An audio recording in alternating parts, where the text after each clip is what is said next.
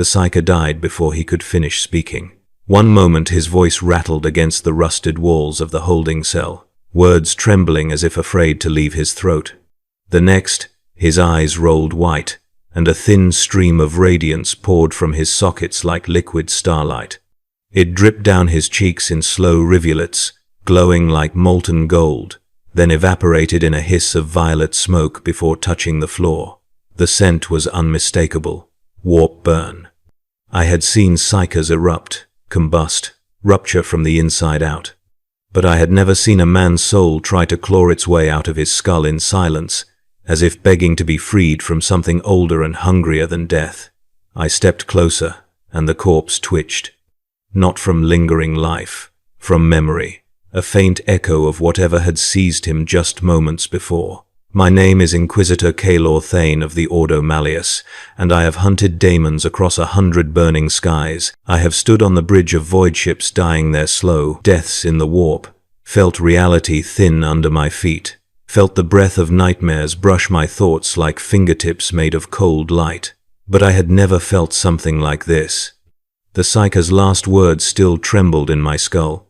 He had whispered them as if confessing to the void itself. They taught me the wrong light. The wrong light. Even now, writing this account under seal and cipher, I feel the weight of those 3 words pressing into the back of my skull, shifting like a blade that refuses to stay buried. The wrong light.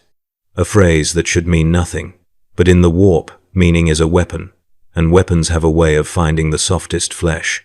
The cell stank of fear and ozone. 2 stormtroopers stood beside me, their hell guns held low but tense as bowstrings. I waved them back, not out of arrogance, out of caution. This was not a man killed by power or witchcraft. Something had taken him. Something precise, intentional, impatient. The air felt drained, as if whatever had been here had inhaled deeply and forgotten to exhale. I knelt beside the body. His face was locked in an expression that did not match the violence of his death. He looked relieved, almost serene, as if he had glimpsed something beautiful before the pain devoured him. That frightened me more than anything else. The psyker had been intercepted by black ship patrols on the outer reaches of Segmentum Solar after he initiated an untraceable astropathic pulse. The pulse carried no message, no coordinates, no signature, only a frequency. A frequency that matched a pattern stored in sealed Ordo archives, patterns forbidden even to most inquisitors.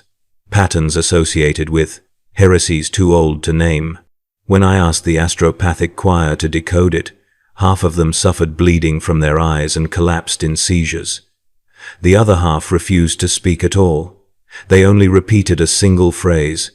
It was not his voice. I should have burned the psyker then. I should have not sealed the incident, purged the record, erased even the memory of the frequency. But I did not. Because something in his trembling voice had unsettled me deeper than kill zones, demonic sigils, or warp apparitions ever could. There is a tone the damned speak with when they know they are already lost. He had spoken with something colder. Certainty. I rose slowly, brushing the dust from my coat. The torchlight flickered, making the metal walls shudder with shadows that didn't behave quite right. The cell felt warmer than before. No, not warmer, closer. As if the walls had drawn inward while I wasn't looking, narrowing the space between the living and the dead. The psyker's blood had dried in a strange pattern on the stone. Not splatter, not pooling. Lines, concentric, spiraling, almost delicate. I knelt again to study it. A Navigator spiral. Not fully formed, not precise, but unmistakable to anyone who has charted warp currents or interrogated the Navis Nobilite. The spirals. They tattoo onto their flesh. The spirals engraved into the bones of their dead. The spirals that allow them to look into the warp without falling apart. This man had drawn one without ever seeing one. He died tracing the path of something that was guiding him. Something that wanted him to draw it. Something that wanted me to find it. I felt a whisper brush the back of my thoughts. Not sound. Not even language. More like the sensation of fingers touching the edge of a curtain, waiting for permission to pull it aside. I rose sharply, hand instinctively moving to the grip of my bolt pistol. Nothing moved. The stormtroopers stiffened, but they did not speak. They had not felt it, only I had. That was when I first suspected the truth. Not consciously, not in words. Just a feeling, a dread, an intuition pressing against the inside of my skull like a heartbeat that wasn't mine. The Astronomican was not just flickering, it was watching. I left the cell and sealed it behind me with triple wards, though I knew the wards would do nothing against what had taken him. As we stepped into the corridor, the lights dimmed for a moment, a brief, almost polite flicker. The ship's machine spirit murmured its complaint through the vox grills, a low, irritated growl like a beast denied its prey. I paused. So did the lights. Then they brightened again. Ordinary malfunction, the officers would say. Power flux, load instability, routine. They were wrong.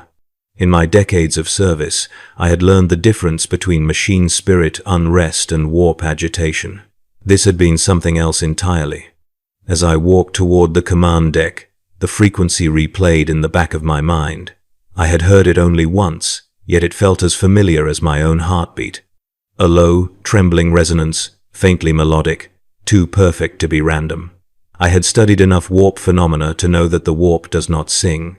It howls, shrieks, whispers, devours. It does not compose harmony. But this had been harmony. Terribly beautiful harmony. And somewhere beneath its beauty, a scream so vast and distant that it almost sounded like laughter. When I reached my private chamber, I activated my personal auspex and loaded the encrypted waveform. The holographic display flickered to life. The frequency appeared as a spiraling pattern of light, coiling inward and outward like a breathing galaxy. A perfect helix, a perfect spiral. I watched it loop again and again. Then my heart stopped. Because I recognized the pattern. Every navigator in the Imperium would. Every captain who had ever sailed through the warp would. Every astropath who had ever felt the Emperor's light would. It matched the Astronomican. Exactly. I leaned closer, my breath fogging the holoprojector. No, that was impossible. The Astronomican was the Emperor's beacon, the holy fire that pierced the tides of the warp and gave humanity a way to cross the void. No psyker, no mortal psyche could generate its signature, but this one had. Somehow, or something had done it through him. I replayed the waveform a dozen times, watching the spiral collapse inward until it formed a dense, luminous core. The glow shifted from gold to violet, then to something in between, a color I did not have a name for. Almost metallic in its warmth. Something soft, something seductive. My skin crawled. This was no Imperial frequency. This was no echo of the Emperor's will. This was older, more primal, more delighted. A tremor passed through the ship, not physical, psychogenic. A ripple that brushed against the thoughts of every psyker aboard. I felt their minds flinch across the ether, like birds startled by a shadow in the sky. The resonance pulsed once more before fading. I sat in silence for several minutes. Then I whispered the thought I did not want to consider. What if the Astronomican is not his light? The question felt like blasphemy and truth at the same time. And something inside the warp shivered in answer. The ship's Geller field hummed like a throat clearing itself for an argument. I felt it before the alarms sounded. A faint vibration in my teeth that had nothing to do with metal or engines. Psykers feel the warp first. Inquisitors who've lived too long in its shadow feel it second. And the machine spirits, poor, trapped things, feel it always. I stepped into the strategium as the first tremors rolled through the decks. HoloLenses shivered. Vox grills stuttered. The astropathic choir chanted harder, voices rising as they struggled to keep the warp from noticing us. The captain, a man hardened by 2 decades of warp transits but visibly shaken now, saluted through gritted teeth. "My lord, we are experiencing resonance interference from the Astronomican. The astropaths say its tone has shifted. Tone. As if the Astronomican were a song drifting through the void, not a psychic bonfire burning across reality. I approached the primary display. A hololithic projection of the Astronomican's beam flickered like an unsteady flame. The golden pillar of light that normally blazed unwavering now pulsed, dimming and brightening with a rhythm that felt almost alive. The ship trembled again, and a deep groan surged through the hull, not from metal stress but from something brushing against us, something that was not supposed to come near an active Geller field. A warp presence does not caress. It claws, it tears, it breaks. But this sensation slid across our shields like velvet fingers tracing a window pane. "What is that?" the captain whispered. "A question we do not ask here," I said. Not aloud. I stepped toward the astropathic choir. Their chamber adjoined the strategium, separated only by a thin adamantium grate that let their chants bleed through the walls. Today those chants were discordant, fearful. I entered the chamber and felt the temperature drop instantly. Frost clung to the archway, crackling as I passed. The air tasted metallic, like old blood. The eldest astropath, a shriveled man whose sockets glowed faintly with warp light, lifted his blind gaze toward me. His throat vibrated with whispers not meant for physical ears. I knelt beside him. "What do you hear?" I asked quietly. His jaw quivered. "Not the light, my lord. Not the Emperor's voice. Something sits behind it now. Something patient." "Patient?" I asked. He nodded weakly. "Like a predator waiting for the right footstep." A cold line ran down my spine. "Does it whisper?" "No." His breath rattled. "It hums, a sound of pleasure, not hunger. Pleasure layered with anticipation." I felt my pulse quicken. "Can you isolate the resonance?" I tried. His hand trembled as it rose. "It wants to be heard. Nothing in the warp wants, in a way that resembles mortal desire. It wants like storms want to break ships, like fire wants to devour oxygen, like gravity wants to pull things apart. But this was different. It was intention, directed, purposeful. I returned to the strategium. "Prepare a direct astropathic relay. I want the last 12 hours of Astronomican fluctuations plotted." "Segmentum-wide?" the captain asked. "Galaxy-wide?" The crew hesitated. That data was sacred, considered dangerous even to chart. The Astronomican was not a thing to be measured. It was to be obeyed, worshipped. But the psyker in the cell had traced its spiral before dying, and my instincts screamed that every moment wasted was a step in the wrong direction. The chart flickered into existence. A vast projection of the galaxy filled the air, stars drifting like dust caught in a shaft of light. The Astronomican's beacon lanced out from Terra, a golden blade piercing the warp. But now, the blade flickered, dimmed, flared again. The pattern repeated not randomly, but cyclically. "It's almost," the captain began, but he couldn't finish. "Yes," I said, "it is breathing. Warp phenomena do not breathe. The warp has no lungs. Warp storms rage, churn, boil, scream. They gain shape only when minds, hopes, fears, or nightmares empower them.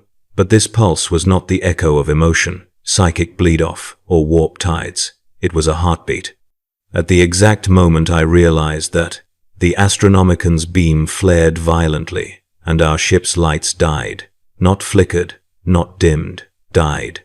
Darkness swallowed the strategium, followed by a sound I hadn't heard since the siege of Hive Thalassa.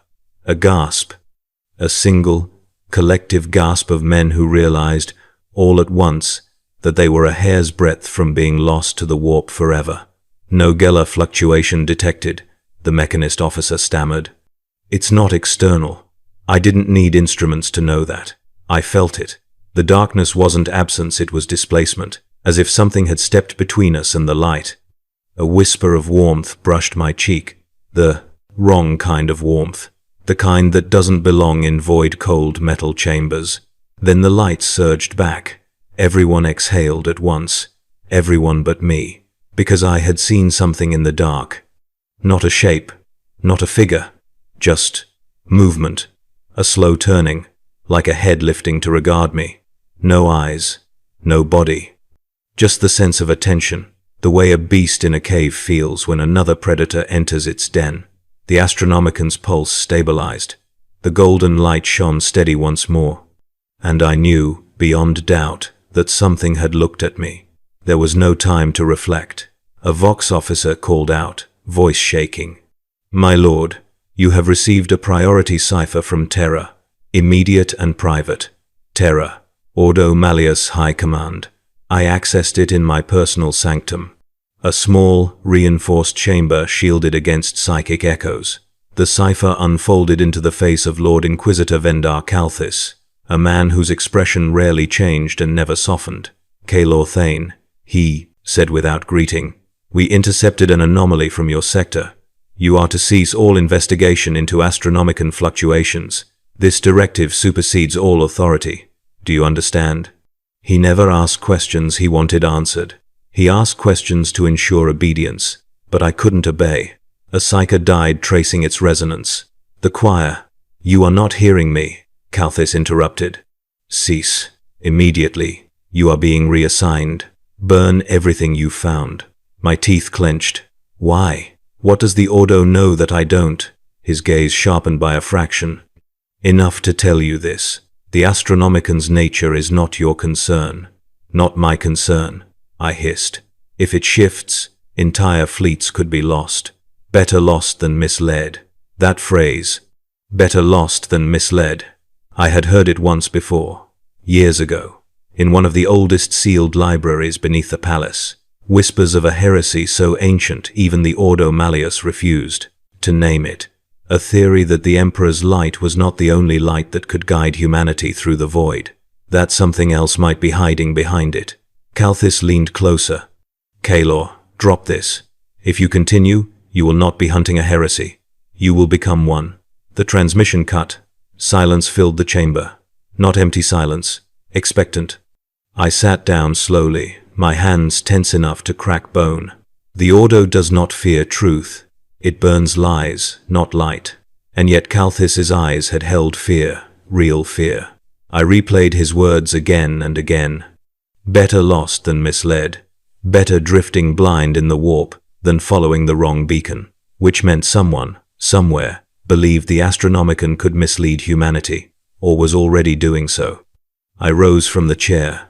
The ship's deck hummed again. This time, not from warp turbulence or mechanical strain. From the Astronomican, a soft, rhythmic thrum, like a pulse, like something laughing under its breath, like a presence warming its hands near a fire only it could see. I stepped toward the sanctum door. If the Ordo Malleus wanted me to stop, that was the clearest sign of all. I had to continue. Because something was wrong with the light. Something was hiding inside it. And for the first time in my life, I feared the idea of looking too closely, almost as much as I feared the idea of looking away. The sigils carved into the walls of Vault E17 were older than the Imperium, etched by hands that understood the warp with an intimacy no human mind should possess. I stood before them in silence, letting my fingers hover inches from the cold stone rather than risk contact. Sigils have memory. Some remember everything. The light from my lumen globe trembled despite my steady grip, as if the chamber itself breathed in shallow anticipation. The deeper I descended into the vault network beneath the Cholet Psychana, the more the air thickened with the kind of stillness that only forms where prayer and fear have mingled for centuries. Every step echoed like a debt being counted. The custodian assigned to escort me waited several paces behind, refusing to cross a threshold he claimed marked the boundary between the Emperor's domain and something else. I did not dismiss him. Cowardice and wisdom often wear the same face in a place like this.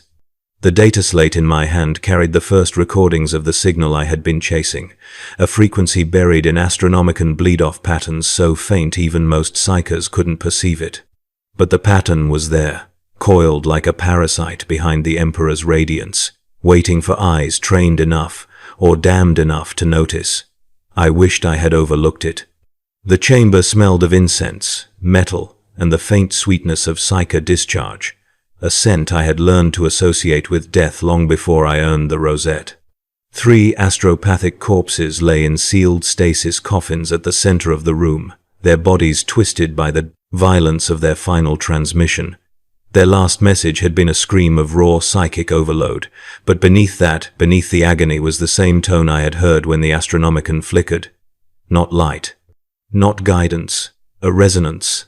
A hunger. I approached the coffins and the lumen globe dimmed as if bowing.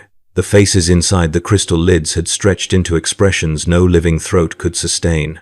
What struck me wasn't the agony. I had seen psykers die that way since I was a novice. No, what unsettled me was the shape of their fear. Their eye sockets were hollowed raw, as if they had witnessed something so profoundly antithetical to human comprehension that the mind tried to claw its way out. As I leaned closer, a tremor ran through the stone beneath my boots. The custodian took a step back. I did not. The vault shifted temperature by a few degrees, enough for frost to crystallize on the edge of the coffins.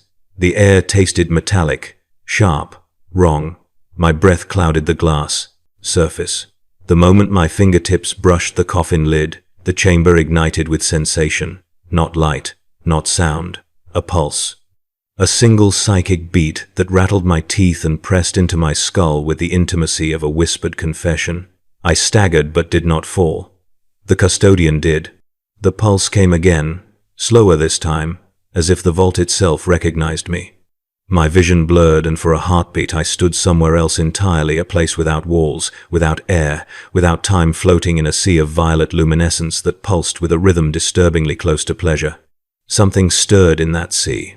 Something vast, something amused.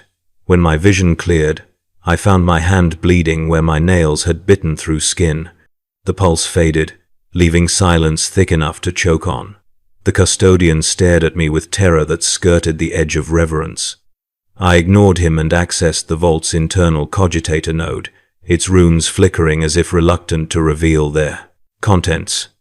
The logs confirmed the astropaths had died the moment the Astronomican dipped by precisely 0.004 Hz.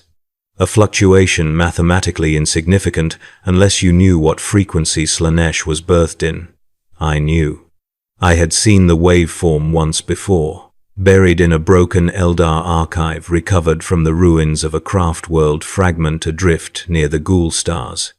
The birth scream of She Who Thirsts had been recorded by a dying Farseer's helm, its harmonics stretched into a spectrogram that haunted me for years. I recognized the curve, the shape, the cadence. I had hoped never to see it again, but it was here, beneath the Emperor's sacred beacon, matching perfectly. A crawling heat crept up my spine as the truth formed with slow, merciless certainty. The Astronomican was not just dimming, it was resonating, echoing something it should not.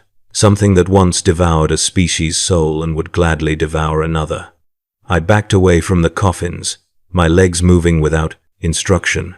My pulse rattled the inside of my skull in a syncopation disturbingly similar to the psychic pulse from moments before. The custodian called after me, but his voice sounded distant, muffled by the ringing in my ears. The sigils on the walls seemed to shift in the corner of my eye, tilting subtly as if acknowledging my discovery. I reached the threshold of the vault and the lumen globe flickered again, casting the sigils into a spiral of shadows that looked almost like a face. Not human, not divine, laughing. I climbed the stairs 2 at a time, breathing hard despite myself. There were questions I had to answer, threads I had to pull, lies that had survived 10,000 years that were no longer content to stay buried. And beneath all of it, beneath the robes, beneath the discipline, beneath the oaths carved into my soul, one truth gnawed with quiet inevitability. Something inside the Astronomican was awake, and it was watching me. The stairs out of Vault E17 should not have taken that long to climb, yet each step felt as though the stone shifted beneath my boots, elongating the stairwell by fractions too small to detect yet too precise to deny. Warp bleed, residual, lingering. The kind that clings to your shadow long after you leave the chamber that birthed it. By the time I reached the service corridor above, my hands still trembled, though I concealed it beneath my sleeves. An Inquisitor never shows fear unless he intends for it to be a weapon. This was not a moment for performance. This was a moment for silence, reflection, calculation. The custodian refused to ascend past the vault threshold. I left him in the depths like a man abandoning a confession. The corridor above was dim, lit by lumen strips too old to remember full strength. Servitors passed in slow procession, incense filaments burning in their metal frames, each chanting litanies of stability meant to soothe the lingering psychic turbulence of the Scholae Psychana's lower levels. Their voices were flat, their eyes lifeless, yet each one paused for the barest fraction of a second when passing me, as if the machine spirits within them tasted the residue clinging to my mind. I did not meet their gazes. Machines remember too much. I crossed the transit bridge toward the archive occultist chamber, where forbidden records are buried beneath layers of redacted scripture and thinly veiled lies. My access codes should have opened the gate without question, but the sigil lock hesitated, its runes flickering faintly as though reconsidering obedience. When the gate finally slid open, I felt a pressure roll over me, not physical, not psychic, something between the two, like being inspected by something ancient through parchment-thin veils. It passed, but not before grazing the back of my mind. I told myself it was the vault's residual ward fields. I did not believe that lie, even as I thought it. The chamber smelled of vellum, dust, and burning sanctified oil. The usual perfume of forbidden knowledge. Stacks of data scrolls lay in secured racks, each sealed with purity rings and embossed skulls. 3 adepts knelt at their lecterns, transcribing heavily redacted chains of script with trembling hands. They did not speak as I entered. They did not breathe louder. They did not ask why an Ordo Malleus, Lord Inquisitor, descended unannounced into their sanctum. They merely lowered their eyes. They knew that whatever brought me here was a thing better left unthought. I approached the central lectern and accessed the restricted catalogue with my rosette. The cogitator hummed with slow reluctance, as if the machine spirit resented revealing what it remembered. Lines of data bled across the screen, each stamped with layers of Imperial censors. Redactions covered entire sections of text, but enough lingered to form a skeleton of a truth no one wanted spoken. Designation: harmonic aberration, Astronomican cross-reference, Eldar cataclysmic event. Designation: fall, cross-restricted, frequency match, 99.7% correlation. Origin: unknown, likely non-human classification. Heresy pattern: alpha black access notes. Emperor's authority required for full unredacted review. I scrolled further. More redactions, more censors, more silence pretending to be structure. Then a single line emerged beneath the obscured passages, untouched only because whoever censored this had perhaps hoped no one would understand it. The light calls those who hear it. I felt something cold settle behind my sternum. The Astronomican is not a beacon. It is a call. I straightened, but the chamber seemed to lean around me, its shelves warping subtly as if reacting to thought. The lumen strips overhead flickered in a rhythm I knew too well. I heard it again, faint, almost tender, a harmonic whisper curling against the edge of perception, the same pulse I felt in the vault. Softer here, but present, watching, waiting. A shadow moved between shelves. Not a person, not a servitor. Something slimmer, quicker. A ripple of fabric where no fabric should move. I advanced, hand on the grip of my bolt pistol. My boots made no sound. The silence of the archive occultus absorbed everything, including courage. As I rounded the corner, I found nothing but scroll cabinets and the faint scent of my own unease.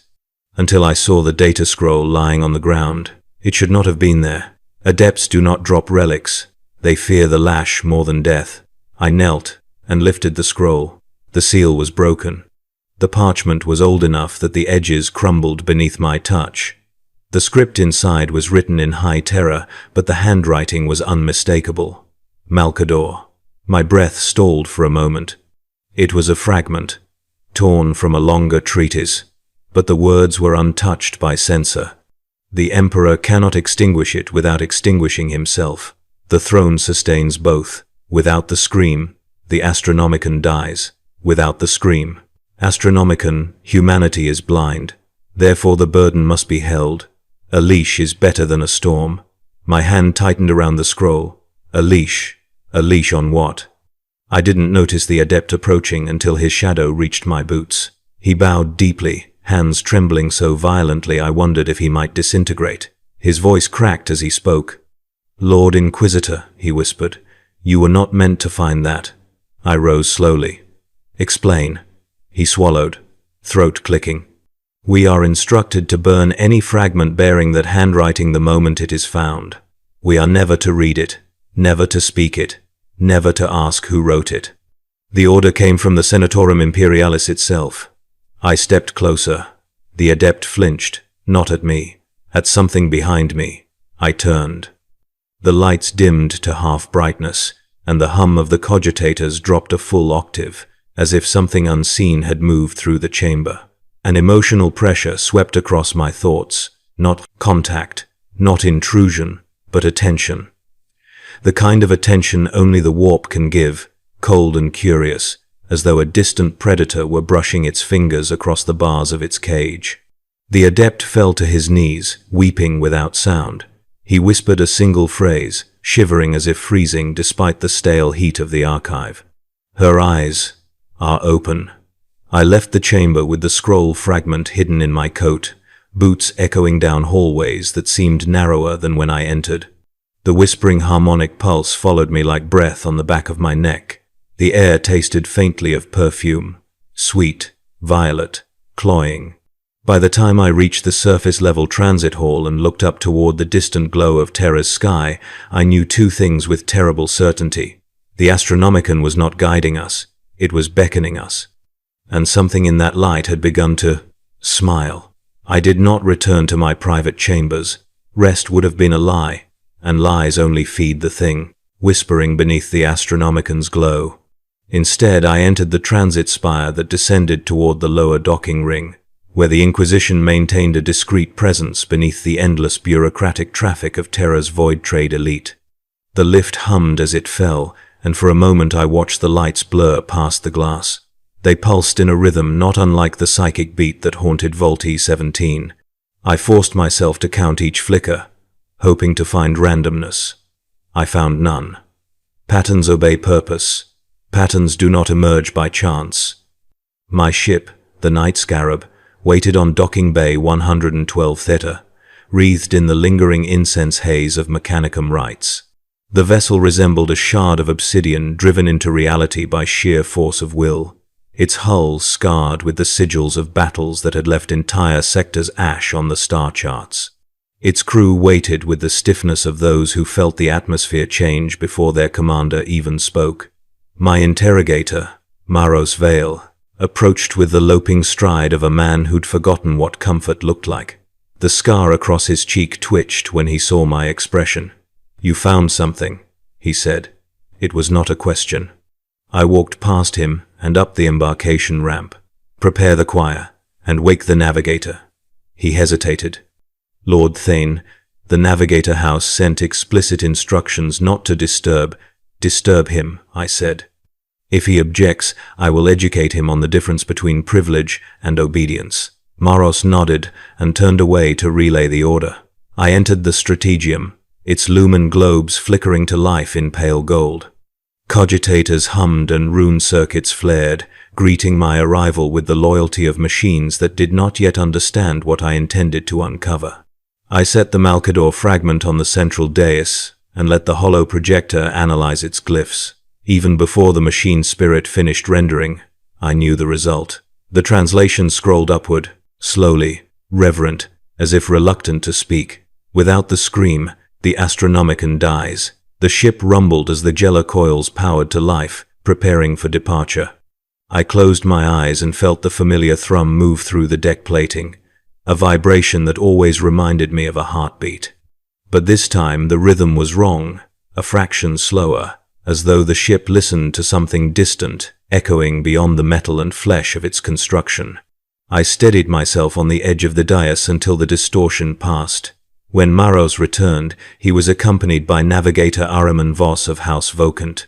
Voss was pale, tall, and carried himself with the fragile arrogance of someone who knew he was necessary, if not respected. His third eye was tightly bandaged beneath silk veils, the fabric etched with runes meant to restrain involuntary activation. His voice was breathy and composed, like someone singing a hymn he did not believe in. "You summoned me with such urgency, Inquisitor," he said. "I trust you have a matter worthy of "Remove the veil," I said. His posture stiffened. "It is not safe." "For whom?" I stepped closer. "You? Or the warp?" Maros tensed as Voss hesitated, but the Navigator finally raised trembling fingers to unbind the silk. The fabric unfurled with a whisper that sounded almost like relief. When his third eye opened, the strategium dimmed around us, shadows stretching as if dragged toward him. I felt my pulse lurch. That eye did not see the world. It passed it, judged it. Pain lanced across Voss's features at the same instant the lumens flickered. He gasped and stumbled, clutching his temples. "What do you see?" I asked, keeping my voice steady. His third eye shivered, its pupil a swirling violet fractal. "The Astronomican. It is not steady. It oscillates. It pulls. Inquisitor. It pulls like a tide drawn by an unseen moon." "Describe the frequency," he whimpered. "It feels wrong, like music sung by a dying throat, but sweet, too sweet. It calls me closer. It makes me want to follow. A pleasure so sharp it burns." My jaw clenched. Is the Emperor's light meant to feel like pleasure? Voss's breath broke into soft, choked laughter. "Nothing divine feels like this. This is hunger dressed as salvation." Before I could question further, the hollow projector sparked violently. Symbols flared and twisted, as if reacting to Voss's open perception. The Malkador fragment glowed, the ink on its surface writhing like something alive. Maros swore and reached for his sidearm, but I raised a hand. The runes dissolved and reformed into a single line of text. "She stirs beneath the light," Voss screamed. His third eye flared open wider than anatomy allowed, flooding the room with violet radiance that thrummed with unbearable resonance. The deck plating vibrated. The lumen globes exploded. My skull felt as if a blade of sound was splitting it open. Maros lunged forward, slamming a blindfold across the Navigator's brow. The moment the eye was covered, the trembling stopped. Voss collapsed, weeping silently. Maros helped him to his feet with a gentleness I had not expected, guiding him toward the Medicae chamber. I remained standing alone in the darkened strategium, the words still burning on the hollow display. "She stirs beneath the light." The Astronomican was flickering more frequently. The Navigators felt it first. They always did. And something inside them recognized the source long before their minds admitted it. That was why the Navis Nobilite behaved like a cult. That was why their houses warred behind closed doors with poisons and secrets instead of bolters and blade. That was why they guarded their navigators as if they were vessels of prophecy. They were not just following the light, they were listening to what sang behind it. I activated the internal vox. "Maros, prepare the choir for departure. We leave orbit. Immediately." He responded with confusion. "Destination? The Helion Drift, nearest point of Astronomican instability." There was a pause. "That region is red-zoned. Ships vanish there." "Not vanish," I said. "They find what they were never meant to see." The vox clicked off. I stared at the flickering display, the taste of incense and ozone still thick in the air. The warp pulsed faintly through the Geller fields as the ship aligned for translation. Every instinct I possessed screamed that this path led toward a truth that would not let me return as the man who began the journey. But truth does not care for comfort, and the light was changing. I felt it, subtle but undeniable, brushing the edge of my mind like a fingertip, tracing a boundary it intended to break. We were not leaving Terra. We were following the call, and whatever waited in the Helion Drift was waiting for me. The translation into the warp should have been routine, a simple plunge, through the Imperium guided by the Astronomican's steady radiance. But the moment the night scarab crossed the threshold, I felt the shift. It wasn't a lurch or a warp-tide impact, or any of the predictable distortions that send novices into panic. It was subtler, a slowing, as if the warp itself took a breath and held it. The deck beneath my boots hummed at a pitch just slightly too high, the kind of frequency that hovers at the edge of perception like the memory of a scream rather than the scream itself. The air tasted faintly of copper and perfume, an impossible combination that made the back of my tongue ache. I gripped the railing of the Strategium's observation dais and watched the warp bleed its colors across the viewing port. Vortices twisted in hues that should not coexist, deep blues that pulsed in time with pinks, violets that dissolved into threads of gold. But beneath it all, beneath the chaos and the roiling storms, there was a faint shimmer of light running in a straight, unwavering line. The Astronomican, except not quite. Its brilliance was paler, more fragile, almost trembling, a candle pretending to be a star. Behind me, the choir began their chant. Their voices rose in disciplined unity, weaving the psychic barrier that kept our minds from dissolving into the warp's endless hunger. Usually the sound anchored me, a reminder that even in madness, structure could prevail. But tonight their harmony felt strained, their breaths hitched, their cadence faltered. Something in the warp pushed back against their discipline with an intimacy that made my skin crawl. Marrows approached, his boots echoing softly in the half-lit chamber. Lord Thane, the Navigator's ward vault reports blue-level disturbance. Voss is sedated but still reacting to something in the Imperium. Medicae says his pulse synchronizes with a frequency they can't explain. I did not look at him. I kept my gaze locked on the trembling line of light ahead. Here's her. Maros stiffened. Her? Do you feel it? I asked. The pressure behind the Astronomican's radiance? It's like a breath drawn through teeth, he swallowed, unsure whether I spoke metaphor or madness. The distinction meant little anymore. The viewing port flared. For an instant the warp parted like curtains pulled by invisible hands. A ripple of light rolled across us, not a wave, but a caress, warm, indulgent. It slid across my thoughts with the gentle insistence of a lover's whisper. I felt my knees weaken, my breath hitch. The sensation was intoxicating, horrifying, almost tender. It did not want to devour. It wanted to invite, to coax. Maros cursed and gripped the railing. 2 choir members collapsed.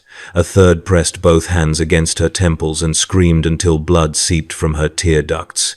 A servitor clattered into a wall and fell inert, its machine spirit shrieking through its damaged cogitator. The harmonics in the chamber warped, twisting the choir's voices into discordant, shuddering notes. The light pulsed again. Pleasure and despair fused together. I forced my mind to focus. I whispered the 12-cant banishment prayer under my breath. The words were jagged, torn from a place deeper than faith, closer to duty. The pressure receded slightly, enough for the choir to regain their footing. The warp outside the port twisted violently as if irritated. Maros wiped sweat from his brow. What was that? A resonance, a test, a greeting. I stepped closer to the port, feeling heat radiate from the glass. It knows we are here. Before Maros could respond, the vox crackled with static so dense it felt like claws scraping against my spine. A voice bled through, layered with distortion. Not a voice. Many voices, harmonized, singing without melody. Inquisitor Kaelor Thane. Maros paled. That's impossible. Vox cannot. It is not Vox, I said. It's the warp. The voices grew clearer, threading together like silk strands tightening into a noose. You follow the light. You always have. My pulse hammered. Identify yourself. The voices laughed softly, a sound like velvet torn slowly. You already know. The choir gasped in unison. Every lumen in the strategium dimmed to near darkness. The Astronomican's line ahead flickered, not with weakness but with deliberate rhythm. A heartbeat. Slow, seductive, primordial. I stepped toward the port. The line of light swelled, expanding like an iris opening. Not the Emperor's radiance. Eyes. Her eyes. Realization hit with the force of a bolt around. The Astronomican wasn't merely resonating with Slaanesh's birth scream. It was echoing her gaze. Maros staggered forward, voice cracking. Lord Thane, what do we do? I felt the answer rise unbidden, cold and certain. We go deeper. He stared at me as though I'd lost my mind. Perhaps I had, but madness and truth often share a border so thin it bleeds. The warp convulsed, pulling the night scarab along a course that was not plotted, not chosen, but lured. The Gellerfields howled under the strain. Warning klaxons erupted. The ship shuddered as though caught in the talons of something vast and unseen. But ahead, the Astronomican's beam continued to flicker, almost guiding us, or herding us. I whispered a prayer not to the Emperor, but to the version of him I still hoped existed beneath all this damnation. Then the light shifted again, and the warp began to laugh. The moment we crossed into the Helion drift, the warp changed. Not gradually, not with the slow ebb of currents shifting in some distant unseen tide, but abruptly, as if a veil had been torn aside. The viewing port went dark for a heartbeat, the kind of darkness that feels thick enough to smother breath. Then the void ignited in colors I had no words for, shades that skirted the edge of sanity, hues that made my nerves itch. Beneath the skin, the light twisted around us like strands of silk caught in a lover's hand, tightening with patient intent. The night scarab lurched forward, drawn along a trajectory no navigator had charted, no cogitator had predicted. I felt the pull in my bones, a deep gravitational insistence that seemed to anchor itself behind my sternum. Voss screamed from within the ward vault, the kind of scream that tears the throat raw. His fear crawled across the ship like a contagion. Even sedated, his third eye strained against its bindings, desperate to open. Maros fought to keep his footing as the deck pitched. "We've lost helm control. Something is overriding the warp drives." "It isn't the drives," I said. "It's the light." I stepped closer to the port, letting the unstable glow wash across my features. The reflection looking back at me seemed older, tired, as if the warp peeled years from the soul before the body dared follow. Ahead, the Astronomican split, not faded, split.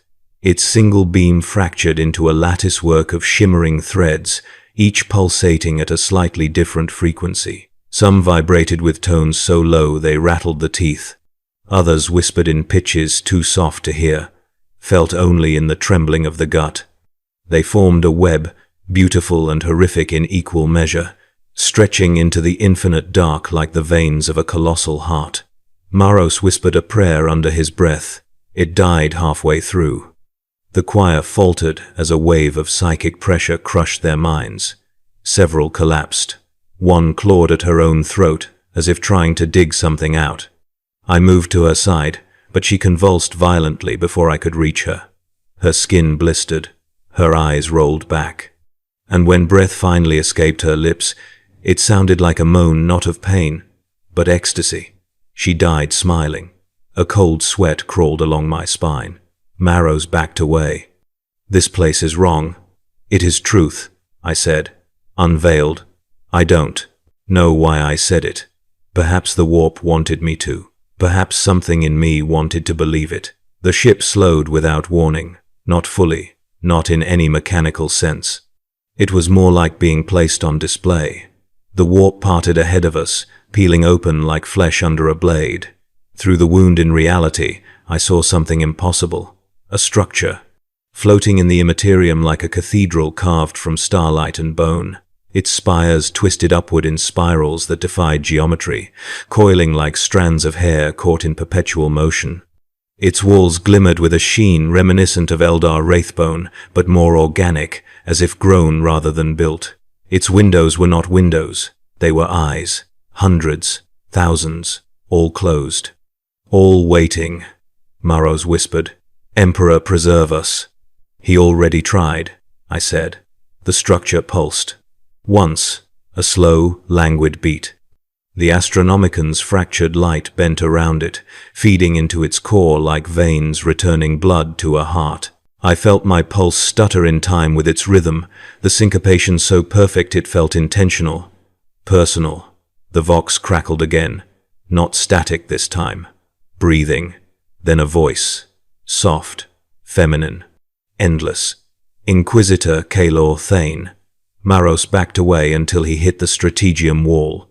The choir whimpered. Even the ship's machine spirit growled through the alarm runes, agitated and afraid. I stood still. The voice continued.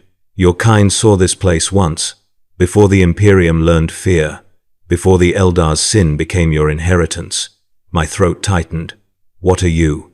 A laugh answered, not cruel, not triumphant, worse, pleased. "You know." The structure pulsed again. Its eyes began to open, one by one, layers of lids peeling back with obscene slowness. Each revealed an iris the color of amethyst drowned in wine, swirling with hunger older than empires. Maros shouted, "Lord Thane, we must activate the emergency warp break." "No," my voice came, out brittle. "If we break here, the Geller field will collapse. Then we die here," he snapped. "No," I whispered. "Not die." Ahead, the structure blossomed, unfolding like a flower tasting sunlight. Its interior revealed a swirling mass of luminous strands warp light, psychic filaments. The raw fabric of the Astronomican's radiance funneled into something that should not be fed. A silhouette stood at its center, tall, slender, feminine, outlined in violet fire. She approached with the grace of a dream walking on the edge of desire and ruin. Every step she took caused the warp to tremble in a mixture of fear and anticipation. Her form was not fully realized, shifting like a reflection in rippling water, but the shape was unmistakable. And in her wake, the Astronomican flickered. Maros whispered hoarsely, "That can't be. That can't be." "It is," I said. "A fragment. Bound. Contained." The silhouette raised a hand. Light bent toward her, fingers like a lover leaning into a kiss. Her voice brushed across my thoughts like velvet drawn over exposed nerves. "You follow the Emperor's beacon, but it is my light you trace." My breath shook. "Then the Astronomican is a leash," she said. "A cage made from my own scream. He caught a fragment of me the moment I was born. He bound it to starlight, to guide you, to feed me." The world tilted. My pulse became a hammer in my skull. "You feed me every time you pray to the light," she whispered. "Every ship, every navigator, every hope scraping against the void. I taste all of it." Maros sank to his knees. The choir fell silent. The warp outside the port blazed with color as the structure pulsed stronger, hungrier. She stepped closer. "Come to me, Kaelor Thane," she said. "You have seen the truth. You deserve to understand it." My hand tightened around the railing until the metal buckled. The Astronomican pulsed again, brighter this time, blinding. And the last thing I saw before the world swallowed itself was her smile. Slow, knowing, inviting. The world snapped back into focus with a violence that felt personal, as though reality itself resented my return. The warp bled away from the viewing port in a smear of color that dissolved into black, leaving only the cold void of real space in its wake. The night scarab shuddered, groaned, and then stabilized with a final mechanical gasp. Emergency lumen strips flared across the strategium, bathing the room in sickly yellow light. I tasted blood. My vision blurred at the edges. The hum of the Geller field throbbed with residual strain, a wounded beast still growling at the shadow that hunted it. Maros lay unconscious against the far bulkhead, his breathing ragged. The choir was broken. Several dead. Others alive but hollow-eyed, as if a part of them had been gently, lovingly removed. And Navigator Voss sobbed in the ward vault, hands clawing at the blindfold that kept his third eye shut. He whispered the same phrase over and over, voice trembling like a cracked string. "She saw me. She saw me. She saw me." The warp was silent now. But silence means nothing in a place where echoes linger long after sound dies. I steadied myself and checked the ship's logs. Hours had passed since the anomaly swallowed us. Hours unrecorded. Hours that should not exist. The coordinates showed the Helion drift far behind us. The systems flickered when I tried to access the warp event data. A single message burned across the cogitator screen. "Unauthorized memory sector. Access denied. Cowardly machines." Maros stirred and pushed himself upright, wiping dried blood from his lip. He looked older, the lines around his eyes deepened by something more than fatigue. "Lord Thane, what happened?" I didn't answer. He already knew the shape of the truth, even if he could not say it aloud. The warp had not attacked us. It had revealed itself. I left him to gather the survivors and made my way down the central spine of the ship. Each step carried the heaviness of a confession. I found Voss curled against the ward vault's threshold, clutching the blindfold as if it were a relic. When he sensed my presence, he didn't look at me. He merely whispered. I felt her touch, not a hand, A thought. She knew me. She knew everything I ever wanted. His voice cracked into a sob, and she offered it. I knelt beside him. Did she speak? He nodded weakly. She said, I do not follow the Emperor's light. I never did. None of us did. I swallowed hard. What do the Navigator houses know? He laughed then. A soft, broken laugh that sent a cold shiver through me. Everything. They've always known. The light guides us, yes, but not to safety. It guides us along the path she wants humanity to walk. We thought it was a burden, a curse. We never imagined it was. Pleasure. My teeth clenched, and they kept this secret. They had no choice, Inquisitor. We are bound to the light. We cannot look away. We cannot refuse her. Not without dying. His voice softened. Sometimes I think dying would be easier. I left him in the vault. There were no words left that would not damn us both.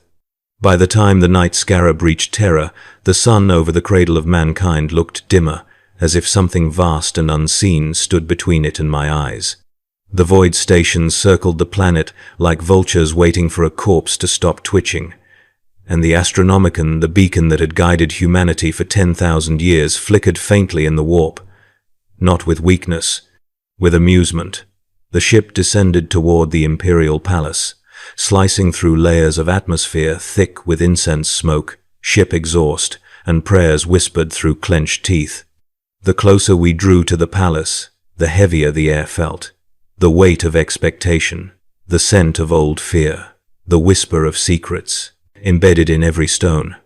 I disembarked alone and walked through the gilded gates under the watchful gaze of custodian guard whose golden armor shone like small suns despite the dimming light. They said nothing. They didn't move. But when I passed, their visors followed me. Slowly, deliberately, as if they sensed the residue clinging to my soul.